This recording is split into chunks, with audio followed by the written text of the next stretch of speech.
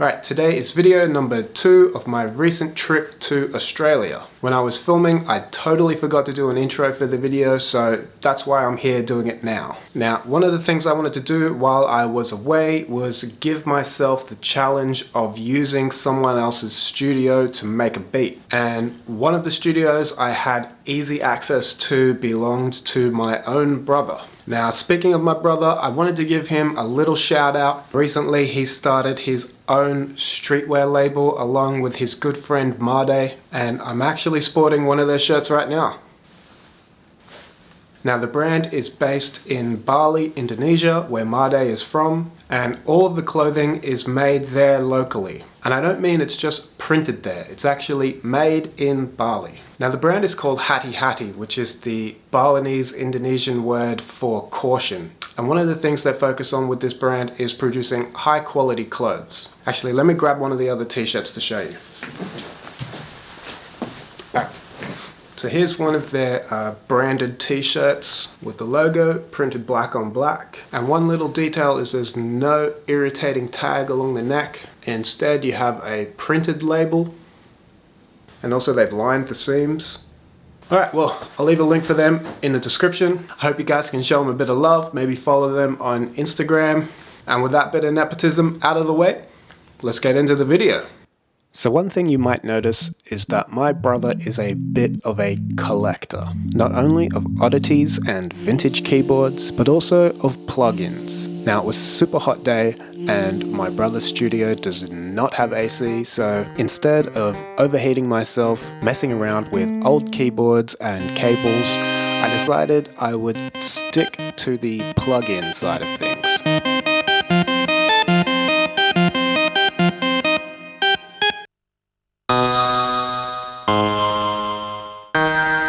So after going through a bunch of plugins, I finally found something that I wanted to use. Something about the textural sound of this synth just spoke to me, and I decided to lay down this melody.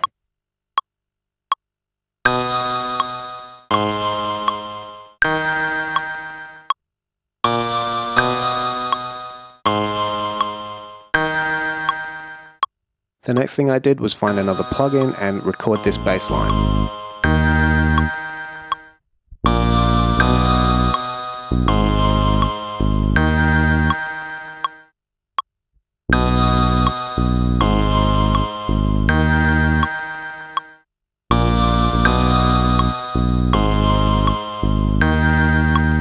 I found this effect that I used to love back in the day, but it only runs in 32-bit and the current version of Ableton only runs 64-bit plugins, so I had to let it go.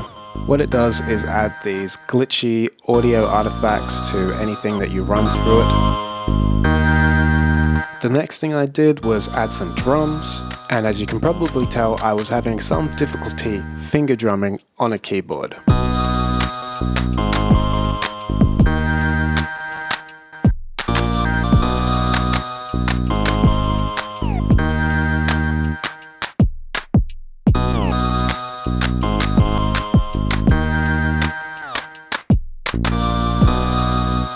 The last thing I did was add this really simple lead synth.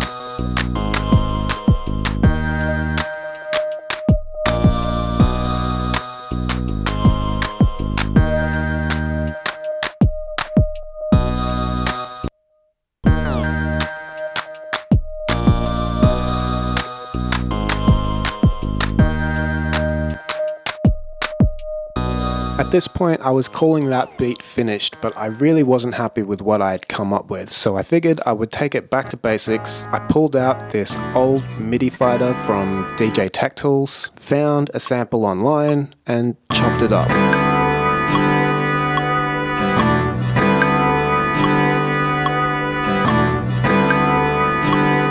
As you'll hear in a second, the rhythm I came up with for this pattern is slightly different from what I ended up with.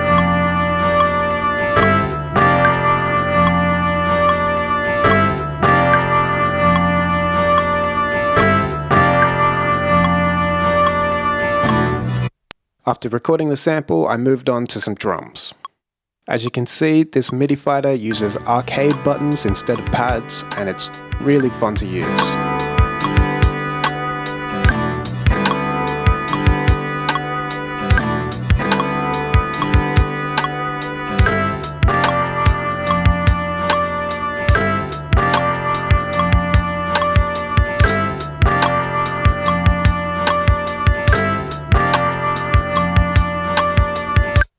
As the heat was starting to get to me, I figured I'd make this beat really simple, and here I am just adding a low pass filtered section.